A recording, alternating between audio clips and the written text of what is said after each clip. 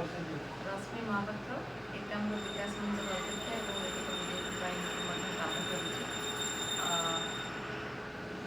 ଏତିକି ମାତ୍ର କହିପାରିବି ସ୍ୱାଧୀନତା ଦିବସ ଉପଲକ୍ଷେ ଆମେ ସମସ୍ତେ କେବଳ ଗୋଟିଏ ଦେଶର ସ୍ୱାଧୀନତା କଥା ଚିନ୍ତା କରିବା ନାହିଁ। ଏଇଟା ହେଉଛି 76ତମ ସ୍ୱାଧୀନତା ଦିବସ ଏବଂ ସେହି ପରିପ୍ରେକ୍ଷୀରେ ବହୁତ ଦିନ ହେଲାଣି ଦେଶ ସ୍ୱାଧୀନ ହେଲାଣି। ଆମେ ନିଜେ ଭାରତବର୍ଷର ଏକତା ଏବଂ ଅଖଣ୍ଡତା ପାଇଁ ସମସ୍ତେ ମିଳିମିଶି କାମ କରିବା।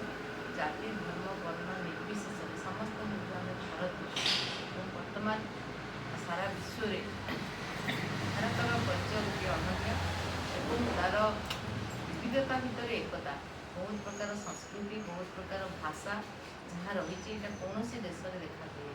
ତା ମଧ୍ୟରେ ମଧ୍ୟ ଆମେମାନେ ଭାରତୀୟ।